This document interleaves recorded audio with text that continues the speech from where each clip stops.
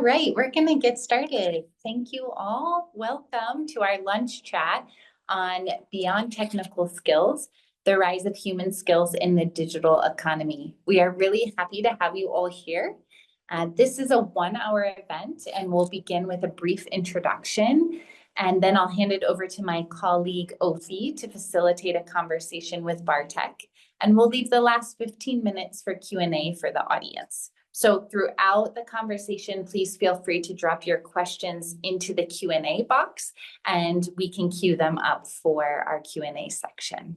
So I'd like to begin with an introduction to Bartek. So Bartek is the co-founder and CEO of LEVRA.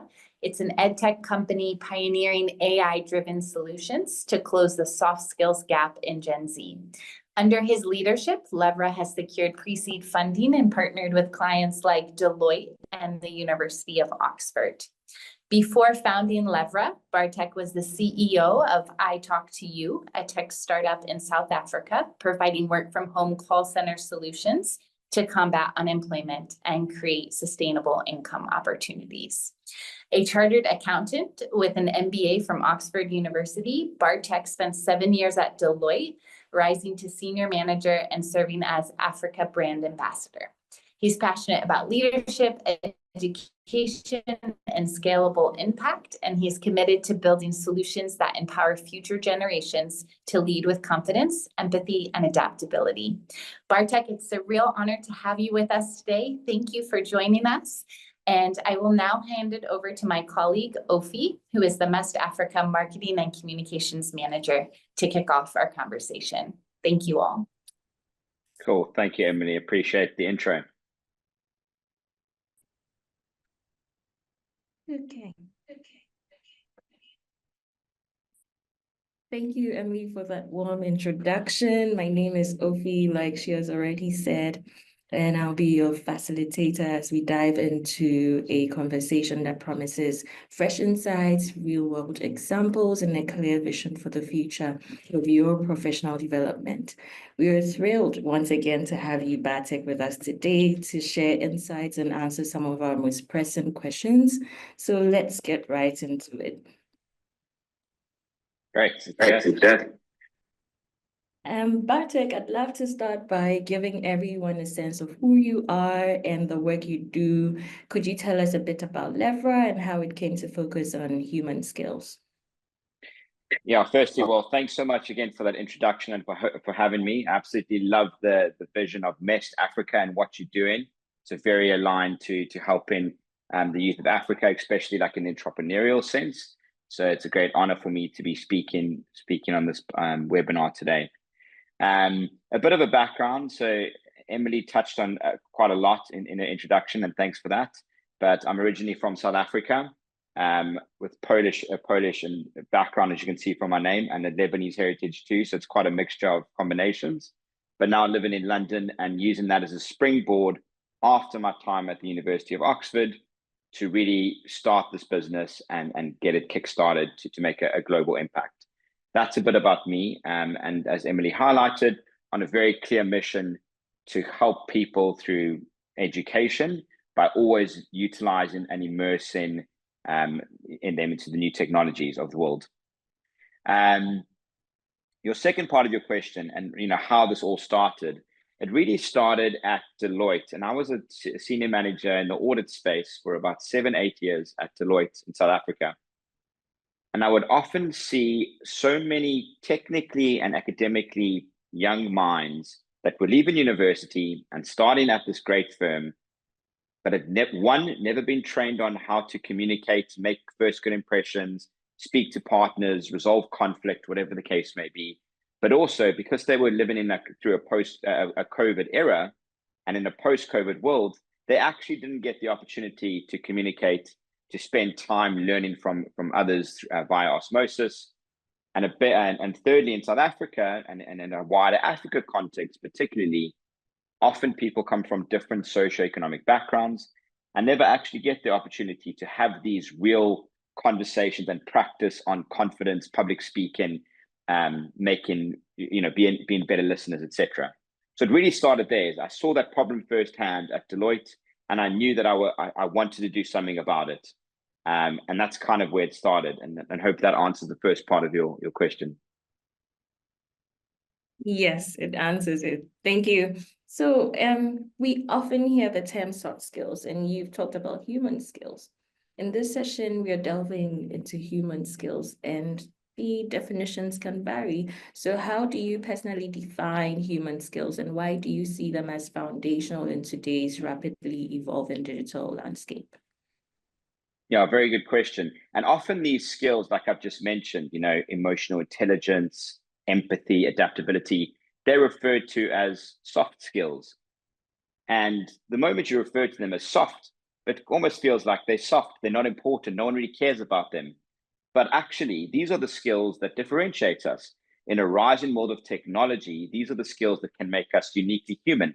I urge you all to go ask ChatGPT or whichever LLM you're using, what skills or what can a human do that AI can't? And just read that for yourself. It's reading a room, it's being empathetic, it's making good relationships. Those are fundamental to being human. So they absolutely are not soft skills, although many people still call them that. And that's why at LEVRA, we're quite strong on make sure that we call them human skills, because these are the skills that really make us uniquely human, and often the skills that technology can't do. So the ones that differentiate us. Awesome. Thank you for giving us something to think about.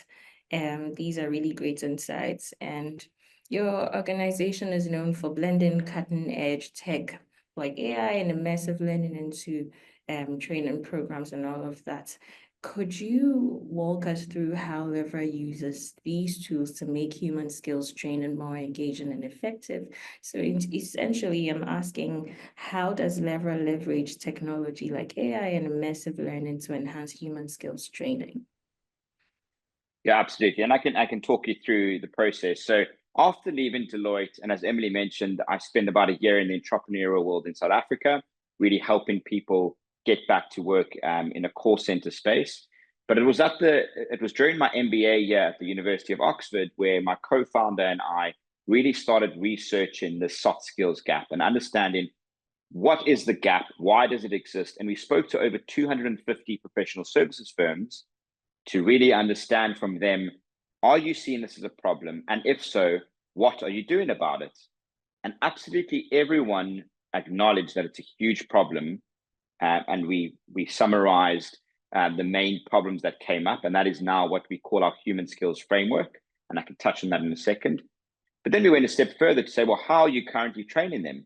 And unfortunately, the methods of training were just outdated. Traditional methods like workshops are just very difficult to scale and not as engaging. And e-learnings, where you might be able to access e-learnings at your fingertips, but unfortunately, no one does e-learnings. And I worked at Deloitte for 8 years, so I know that everyone just skips to the end. You think you've done something and you've ticked a box, but that is actually defeating the purpose. It's like going to the gym and you swipe your gym card, but you're not actually working your muscles. So what can we do to work your human skills muscles? That was the challenge that we were set. And then we came across very cool and new ways of technology, because we realized that we are living in a very fast-paced, exciting technological world. And at that stage during our MBA, there was technologies like virtual reality that started to scrape up. There was a lot of AI that started. AI has been around for many years, but a lot of AI, generative AI solutions that started to come up.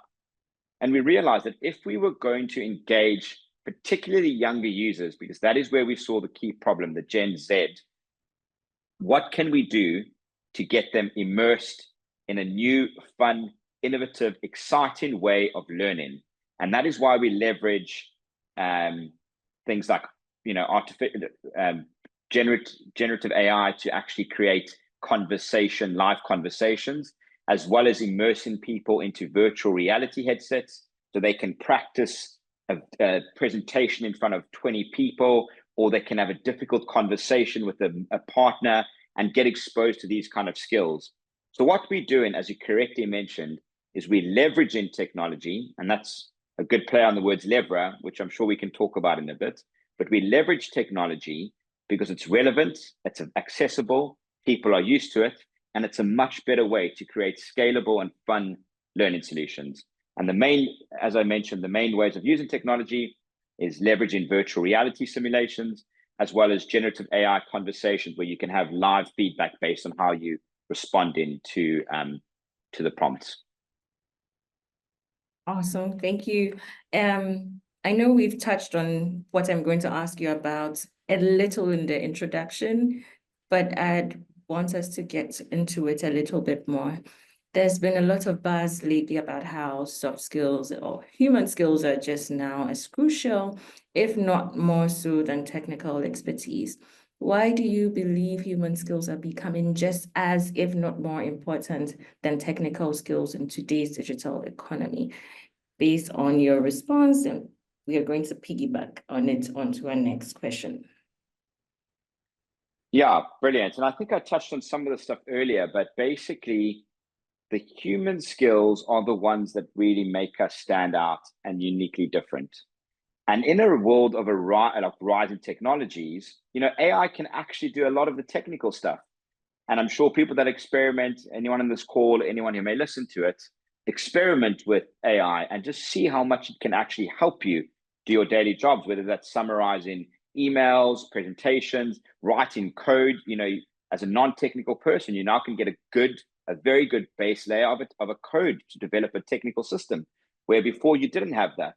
So AI can actually do a lot of the technical stuff, but what it can't do is it can't read a room. It can't build a relationship. It can't form a good partnership or make empathetic decisions. And that is where, as AI increases, or the use of AI increases, so does the importance of human skills, because that is what's going to make you a much more differentiating person from before. So that's why it's absolutely key. And again, go ask AI what humans can do. It's my second time saying that, but go ask AI, like, what can humans do that you can't? And just acknowledge that. And as humans, some people call it HI, which is human intelligence. There's so many important things that us as humans have to do. And unfortunately, no one ever trains you on how to be a human. We get trained on all the technical stuff, but whoever trains you on how to walk into a room and command it and make a first good impression and speak in front of an audience or voice your opinions? And those are the fundamental things that you need to do in order to stand out in this very highly competitive and digitally enabled world. Thank you, Bartek. If you had to name the top 3 human skills that professionals must master today, what would they be, and why do you believe these 3 stand out? Yeah, it's a good question too. And I think before I dive into the top 3, because I think there's so many, but I can pinpoint 3. What it all comes down to is actually having a growth mindset. And people either have fixed mindset or a growth mindset. And having a growth mindset is absolutely crucial, because it's being curious. It's opening yourself up to experimenting. It's playing around with the new tools. It's being open to acknowledging that the world is moving fast and you've got to adapt to these kind of technologies. That is crucial in this very fast-paced world. If I had to narrow it down into 3 top human skills, if we had to call it that, one is absolutely emotional intelligence. And I think, mentioned before, but as the rise of AI keeps going up, emotional intelligence, or EQ, is the ultimate differentiator. It's the one that makes us unique.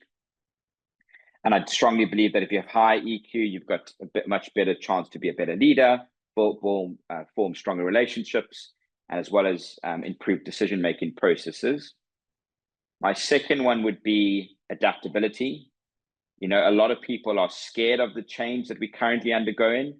The analogy I often use is, before internet, everyone used to research by going to the library and reading books. I wasn't alive during that period, but I've obviously done a lot of research and spoken to people about it. So what actually happened when the internet came into play? There was also that fundamental shift where people were being uncomfortable, and this is replacing, and this is disruptive. And what generative AI is doing now is basically the same as what the internet did to books and libraries. But now if you go to any company and say to them, you're not allowed to use the internet, you have to go to use books, because that is the way that we're used to doing things. They're going to laugh at you and be like, well, what do you mean? Like, how does it even work? Because we've utilized a very fundamental piece of technology for our advantage. And the same way, in this adaptable mindset, with generative AI being a really big focus over the last few years and the rise of technology, you have to be adaptive. You have to be open-minded to understand what it is, to see how it can complement you, and don't just be on that negative front and say, this is replacing us and we're all doomed and we're all going to lose our jobs, because that is the wrong attitude to have. So adaptability in a constantly changing world is key. And lastly, when you think of communication, often people think communication is just speaking.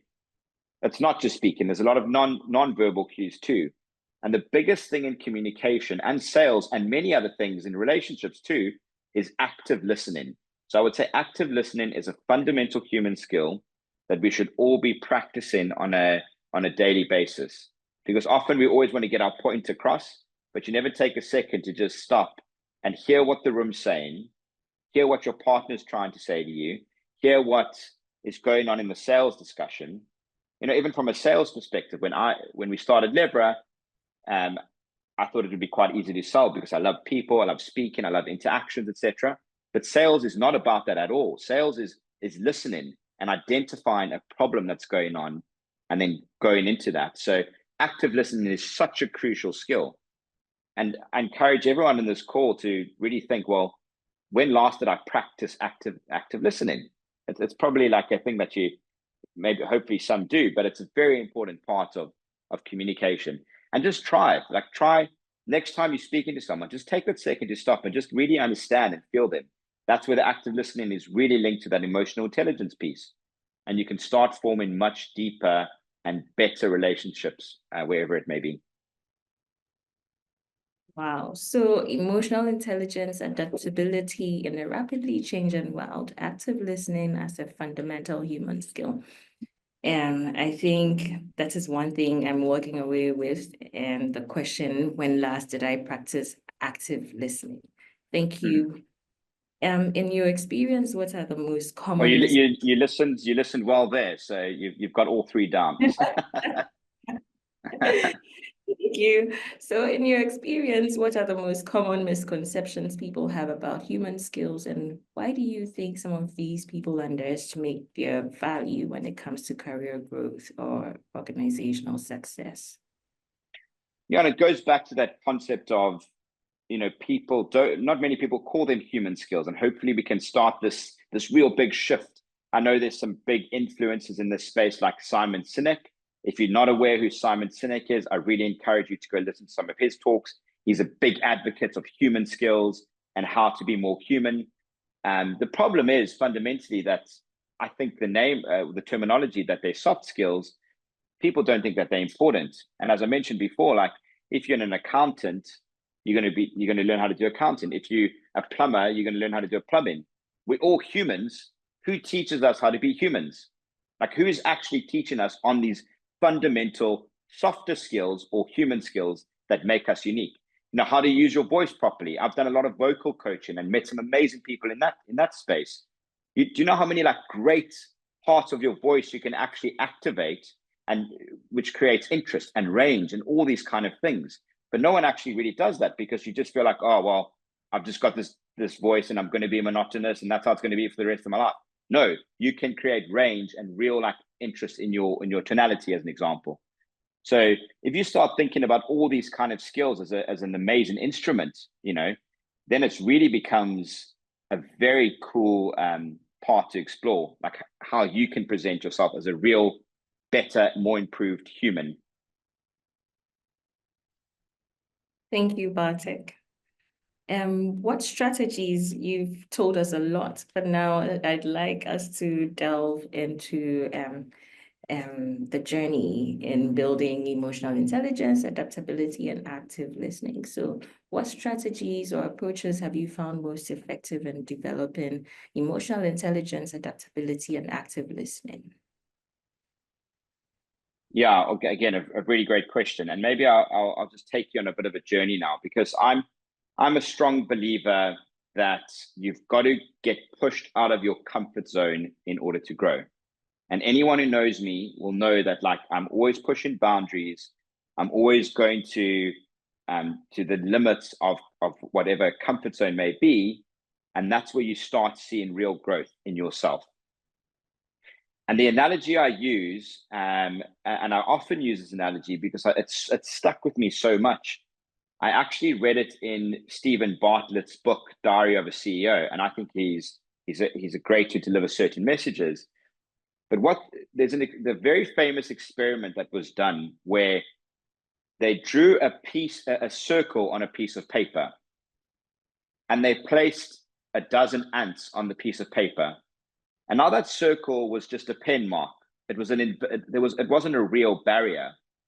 But these ants believed that they could only walk to the end of the circle and walk inside it. And actually, eventually, all they were doing was walking inside that circle and never crossing over it, although there was no barrier. And that is representative of a comfort zone. They then put a spider in the circle, and it also, for the first few seconds, quite nervously played around, and eventually, like, one of its legs by mistake crossed over the circle. And then it realized, hey, that's just an invisible circle. There's no barrier there.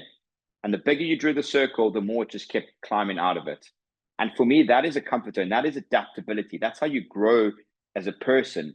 Don't stick within that comfort zone, because you're not going to grow. So from an adaptability perspective, I absolutely always think of that, and hopefully that sticks with you. There's a few other points. The second one is, a frightened, like a scary statistic that sticks with me and I often think about, is that the chances of being born are 1 in 400 trillion. So all of us on this call today have had a 1 in 400 trillion chance of being born. So surely that means that, like, if you're on this earth, there's a specific focus and reason and purpose of what you have to do here. And for me, like, my calling, or what I'm really trying to do, is in that education space, helping others. It definitely helps that I come from a family of medical doctors, because my mindset has always been help others. It's work hard and help others. And that's always what I've been brought up with. So with this concept of you're going back to that 1 in 400 trillion statistic, that is also for me like a huge way of how I can get out there and try to be a leader in that space and push my boundaries as much as possible. Another thing to note, and there's a couple of others to point out here, is being authentic. And I remember my first day at the University of Oxford. It was September 2021, and for me this was like a dream place to go to. All of a sudden, I'm sitting in the main hall of the first day in a post-COVID environment, because I had actually deferred my MBA from the year before to not do it in a COVID world, which was a great decision. And I'm sitting there on the first day with 350 people from completely different nationalities, 71 nationalities to be exact. And I'm looking around, and I often don't get nervous or like intimidated. But man, I was like extreme. I was like, oh my gosh, this is it. Like, this is the big leagues. I'm sitting in Oxford University. I don't know who any of these people are. They all probably like, I knew I had like Olympic athletes and world leaders and investment banking professionals and people that were just like cum laude, head boys, head girls, whatever the case may be. And I'm like, okay, this is big. Like, I can feel this comfort zone. And I even get like, reminiscent thinking about it, because it was such an amazing feeling. And as I looked up, unbeknown to me, but the lecture theatre on the first day that we were in was the Nelson Mandela Lecture Theatre. And I looked up and I just see this big thing, Nelson Mandela Lecture Theatre, and the face of Madiba on the side, like a big statue. And I was almost like, oh my gosh, that's like I'm where I belong, because that is someone who I've always admired, looked up to, and like father of our beautiful rainbow nation in South Africa. And for me, it was like a moment like, okay, I've arrived. Like, let's get going. Like, let's get to work and push and do what we need to do, but always be authentic to why I was there. So that point about being authentic is absolutely key, because I didn't have to change. I got there for a reason, and I was myself. And through that process, I was just myself, and I was authentic, and I made connections, and I made friends, and it was absolutely, pivotal time of my life, because we started LEVRA there, and so on and so forth. But yeah, get out your comfort zone and be authentic when you're there, because that's what's going to get you there in the first place. Thank you, Bartek.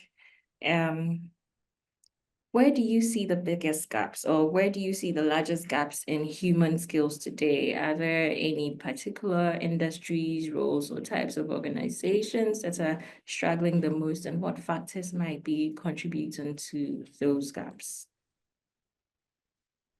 Yeah, again, a brilliant thought. And I think it's important to note that where we had seen the biggest gap is mainly in the younger professionals. Not saying that everyone needs human skills coaching, but it was at my time at Deloitte and at my co-founder Emily's time at Clifford Chance that we had both seen a big lack in human skills confidence capabilities in the younger generation. And often as a senior manager at Deloitte, I would have very frustrated clients because we weren't, a lot of the junior auditors, or in Emily's case, lawyers, were not fulfilling and being as good from a relationship building perspective as they could have been. That is ultimately where we had seen the gap, is the Gen Z. And if you start drilling into that, and that's where we've done a lot of our research during the Oxford MBA. Well, one, they've just gone through this COVID era where actually they learned online. Everything was done like this. There was no human interaction. And unfairly, everyone just expects them to know how to speak, how to be a good communicator. You walk in after a few years of COVID where everything's at home and online, and now all of a sudden you walk into a big professional services firm and you expect it to just be the best communicator and know how to handle client interactions and know how to speak up in front of a crowd. It's like, no. Like, when have I ever had the chance to do that? I've just been on my phone. I've been on, I'm talking about Gen Zs.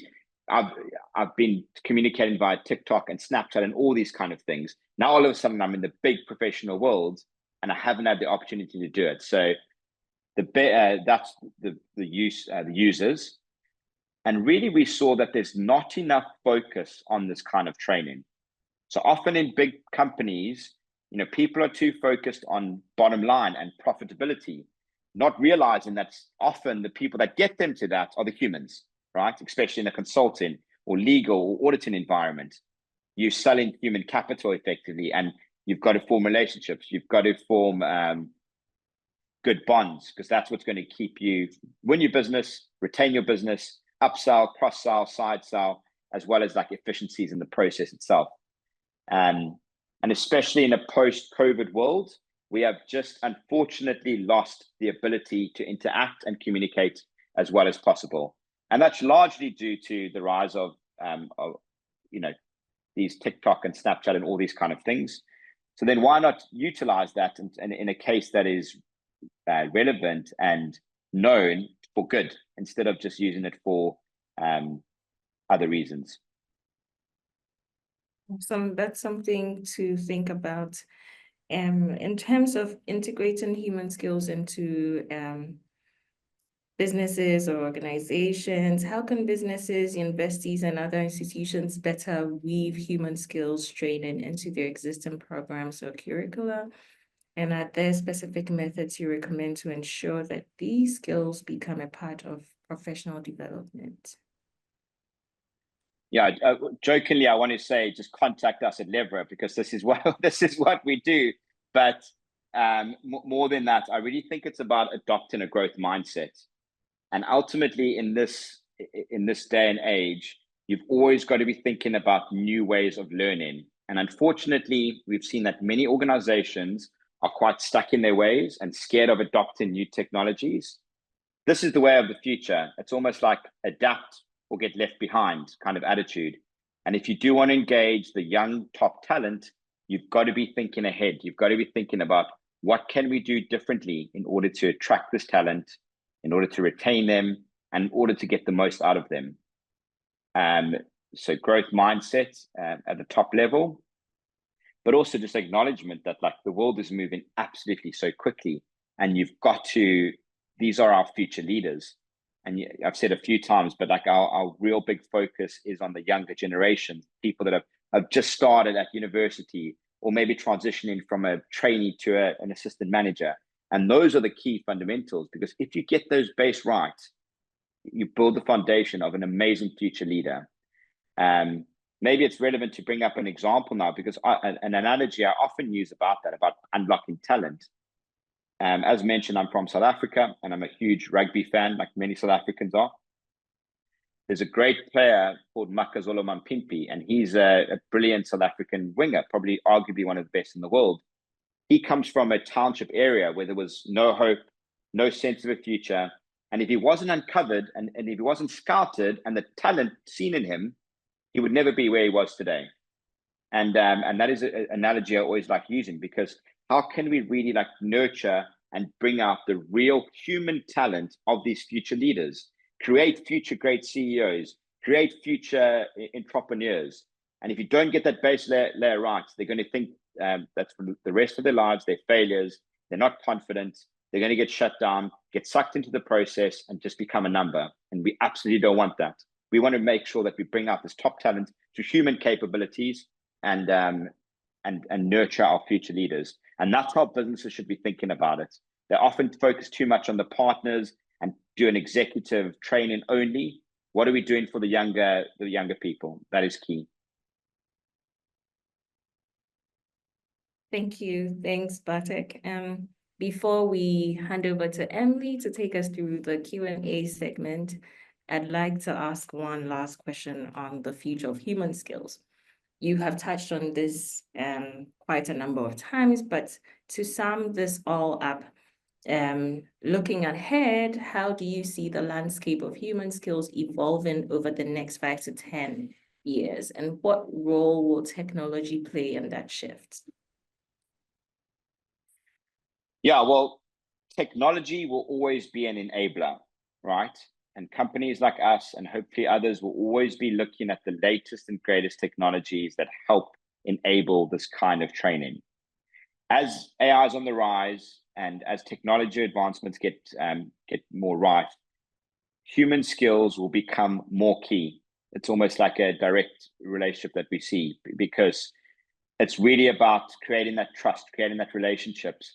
And as AI gets smarter and has the ability to do a lot more of the technical stuff, trust me, that's where you're going to have a lot more human interactions and really be human. So it's a direct relationship, and it just becomes increasingly important to really, HI, which is human intelligence versus AI. Let's make sure that we're always much more human intelligent than AI, and we actually use it for our good and not scared of it replacing us.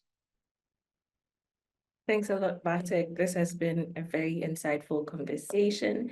The points I'm walking away with today are emotional intelligence, adaptability in a rapidly changing world, and active listening as fundamental human skills for today's world of work. And the question that when last did I practice active listening?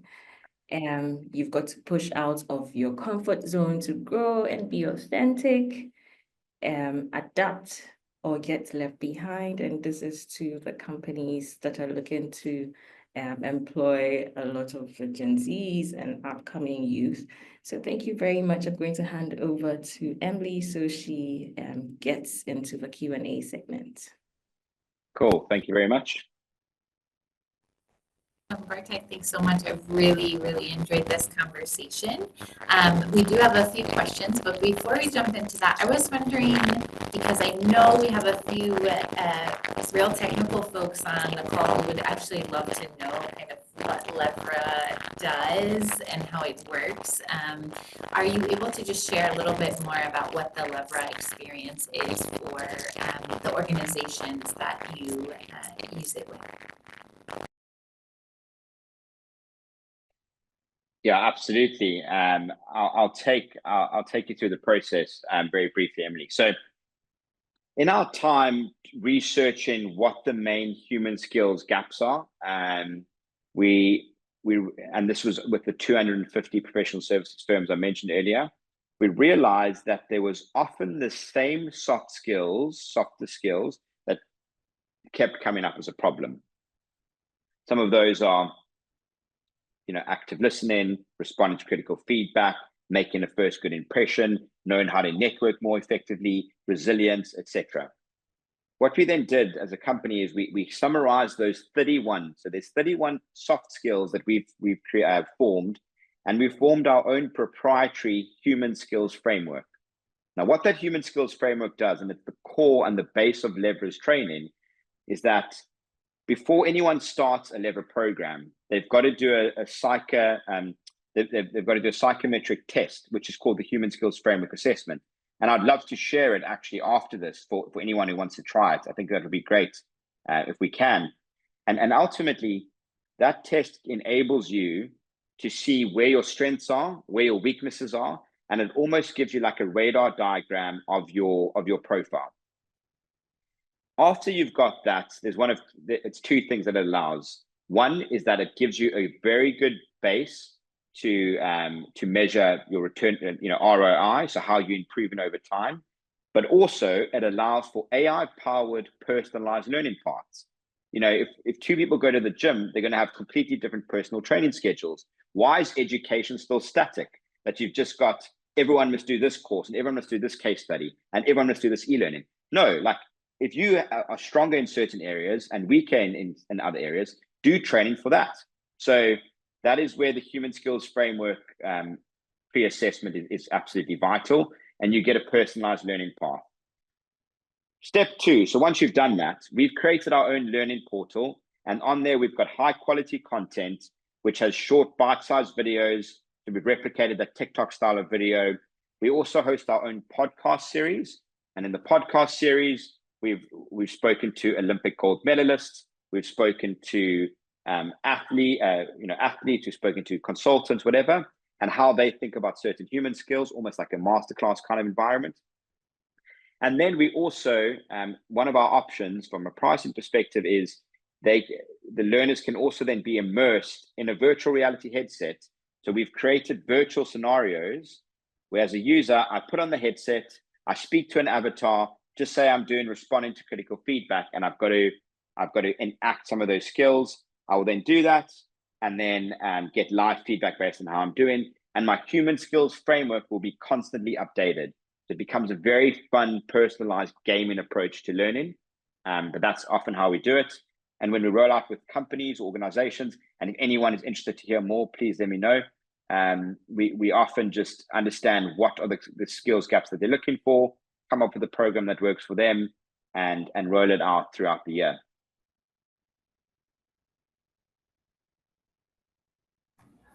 Thank you.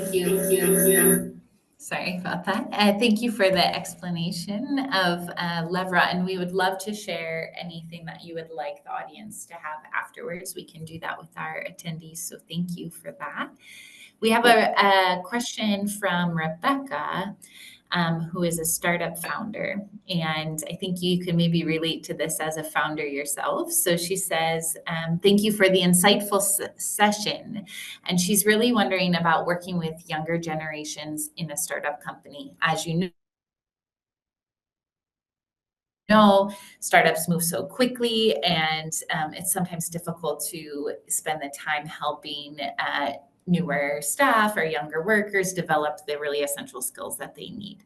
So what would you recommend to an early stage founder on ways that they could help their younger staff or newer staff develop soft skills while still going at the really fast-paced world of work with a startup? Yeah, the startup world is extremely tough, and anyone who's ventured into it will know that it requires a lot of work, a lot of ups and downs, many quick decisions to be made. Like, it's extremely, extremely difficult. So I absolutely empathize with that question, that you often feel like you don't have the time. the way we look at it at LEVRA, I mean, we're a company that is really preaching about human skills. So we ensure that we give a fair level of time and attention to that, because all of our staff members need to be well trained in human skills and confident enough to enact these. I think it just comes down to like priorities. I can't remember the name of who asked the question, and happy to always have a chat further in the more startup world, because I'm always fascinated to meet other startup founders that are doing cool things. But just prioritizing this kind of time to take time for development, whether it's courses or sort of public speaking experiences, whatever the case may be, or networking events. And we often do that with our team too. Like, we make sure that we prioritize it, and everyone gets to go to different networking events. Obviously, everyone has access to the courses that we've given too, and constantly learning about it. So it's just prioritizing these kind of skills, because especially adaptability, resilience, networking, those kind of skills for the younger people in the startup are ultimately key. And the biggest thing in a startup is that you often have to play different roles. It's not like you are coming in to play this role only, like a finance role. You would be doing a lot of different things. And in fact, I often explain it like a utility back in a rugby team, where you can play number 10, 12, or 15. You've got to just be quite adaptable. So I think, especially for the younger people joining the startup that haven't had that exposure before, acknowledging that it's going to be difficult, acknowledging that they've got to have this open mindset and adaptability and flexibility around it, and get them to go, take them along with you to certain networking events, introduce them to calls that you're on. If you had a lunch with investors or founders, other founders, take them with you. They need to learn. And especially the younger generation, they want to be part of something. They don't just want to feel like they're isolated and doing work that's not involved in the bigger thing. And in a startup, you've got the absolute privilege of doing that, because everyone can make a very big difference, and every decision is worth a lot at a small stage. Thank you. I think that connects back really well to what you were saying earlier on why you started LEVRA, which is that you realized people needed to like practice and do, and they learn by doing, and really build those skills, build that muscle as they would in the gym through their practice. So I think that comes also to a question we got in our chat from Kosi, and Kosi was asking, it's something like human skills is so deeply integrated, it relates to the person and the being, and you can teach those skills or offer them the opportunity to practice, but in the end they have to take ownership, adapt them, practice and utilize them. So how do you think that can be done, and how does LEVRA help that happen? Absolutely. And it's a very good thought and question. And that is exactly the research that we saw came up, because every person is unique. Every person needs a sense of personalization. We live in a world today that you can sit at your house or your work, and you can go online, you can order whatever food you want within a matter of clicks. You can watch any movie you want. We live in like a constant choice world. And unfortunately, that's just not the same for education. That is why at LEVRA, what we are doing with that human skills framework is exactly addressing that concern, that everyone needs a slightly different path, because people learn differently. So by giving a baseline to an individual, you're effectively measuring against yourself, as opposed to measuring against like whatever you expect it to be. And you can constantly see improvements over time. By putting in gamification, by putting in amazing elements into our learning platform, you can also have fun with it. So you can start seeing where you're getting streaks, what you need more help with, etc. And it really becomes, a challenge against yourself, and really focusing on the areas that you need to work on. So I absolutely agree. It needs to be more personalized. And I hope that answers the question in sense of personalized, unique learning experiences, because everyone does learn differently. And we've got to cater for that, because some people like videos more. Some people get more immersed in the VR. Some people like the podcast we do. And that's why we've got a range of modalities. So LEVRA is a multimodal machine, but also in a very personalized context. And hopefully that covers it. It's a very complex problem to solve, but this is the start of a really good foundation. Okay, I really love that you look at already existing strengths of individuals as well, and then build from that. I think that's great. I think often we approach these kind of conversations thinking about like what we don't have at all. And sometimes it's really nice to see what you already have and see how you can leverage those. So I really appreciate the name of the company and also what you all try to do.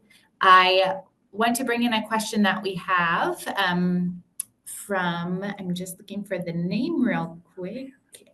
Romero is asking, does everyone actually need these skills, or is it related to just your role? Like if you're technical, do you need these skills? I think you talked a little bit about this already, as far as, you know, what can AI do, or what can humans do that AI can't do, and the importance in a workplace environment, or if you're running your own business, to have multiple to be able to operate it, wear many hats.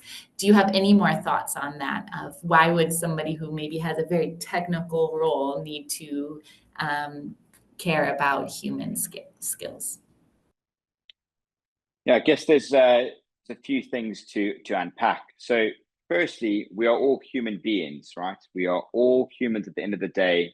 On some level, we're going to interact with others. We're going to have friends. We're going to have work colleagues.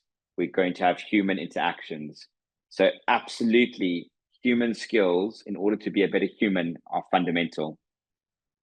The second part of the question is, of course, depending on your role and function, that might differ. And that is why our specific focus is for Gen Z or Gen Z, depending where you are in the world, mainly in the professional services space, because that is where we saw the gap. So accounting firms, law firms, insurance, etc., where you're more people facing, because then it's more prevalent.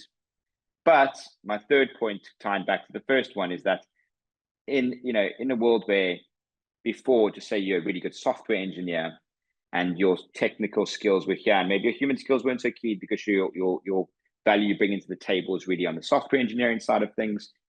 With the rise of AI, and actually a lot of those skills being able to be done by AI and technology, unfortunately, people's differentiating factors might slightly decrease, which means that you've got to actually boost your human skills up a bit, which is going to make you different, which is going to make you articulate a bit more of like what exactly you're doing or why you're the best person for that specific role, versus technology.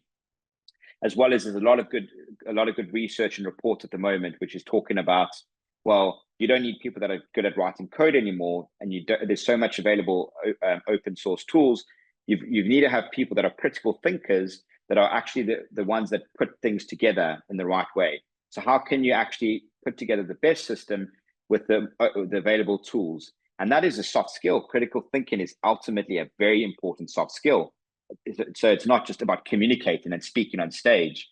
So hopefully that answers it a bit. You know, the skills like resilience. Resilience doesn't mean that you've got to be on stage and talk in front of 5,000 people.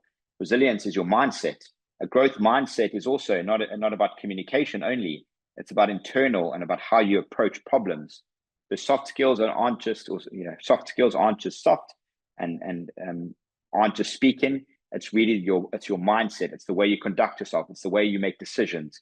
It's the way you approach business. It's the way you connect with others. And in a software engineering environment, some of those skills like decision making will become much more key than the communication and presentation skills. Excellent. I think that helps us continue to remember to think about these human skills in a broader view. Because for many of us, maybe when you say name a soft skill, name a human skill, we would name 1, 2, or 3, right? But there are so many, and as you mentioned, like even 31 that LEVRA looks at. So thank you for that. We will take our last question before we wrap up. And maybe this is the question that everybody is wondering, which is, do you have any thoughts on what kind of future roles or work will not be replaced by AI, based on your work in the human skills space? That will not be replaced by AI. Yeah, it's an interesting thought. I mean, I'd have to give it maybe a bit more thought to give a credible answer. But I do think that the mindset of AI replacing everything is not a healthy one. I think that we've got to always know that the world changes quickly, and always just think back to that internet example. Like when that came about, like it changed the world fundamentally. But if you aren't using the internet today in your job, you're behind. The same way as with AI. And maybe I've touched on this a bit, but AI has been around for 50 years. AI in the sense of like GPS, using your keypad, all these kind of things are artificial intelligence. There's been a boom in the last few years because of generative AI and the fact that it can respond in a much more personalized manner. That is where like the real boom came. And that boom is just as big as, something like the internet. So it will be something that we're all going to have to use. And it will be something that will make our jobs more efficient, more effective, more productive. Job roles will change. And instead of being, we're going to hire 10 people in the startup to do coding, we can get the base layer of coding quite good through AI, and then get maybe one or two to just refine it. So it's more about like understanding what that's going to do for your job and applying the human skills in order to remain relevant. The things that won't be I think there's many things that won't be replaced to answer the question. I think there's fundamental things that will always be required in the world, whether that's teachers, doctors, whatever the case may be, that AI can help complement, but we'll always have the same job functions. It's just about using this to our good and to our advantage. Thank you. That's an excellent way of helping us look at our future, and really appreciate all the insights you shared today. We have quite a number of comments in our chat. I'm grateful for what you have shared. So thank you so much for your time.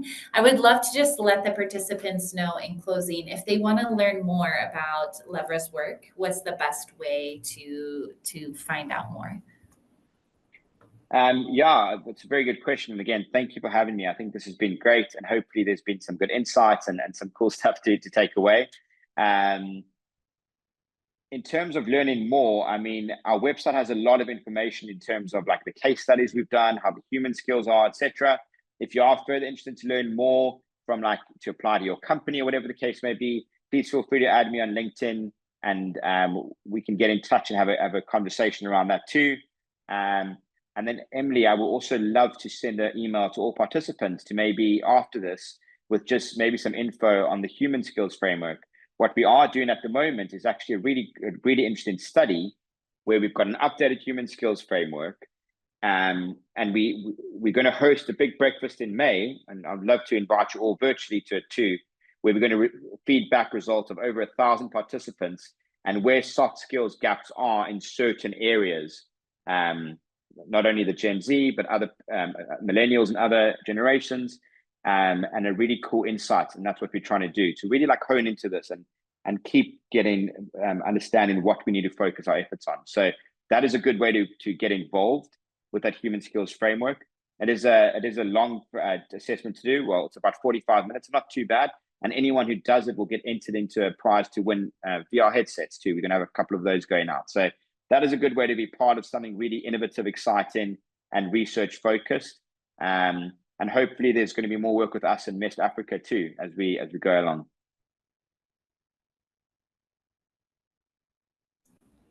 Thank you very much for that, Bartek. And yes, we will definitely send that out to all the participants on this call. And just want to say also, those who are on the call, if you enjoyed sessions like this, we do quite a number of online virtual sessions. You can follow our newsletter by going to meltwater.org and signing up at the bottom, or follow us on social media as well, so that you can continue to gather great insights from people like Bartek and others across sectors. So Bartek, thanks once again. Participants, thank you very much. We wish you all a great rest of your day. Thank you.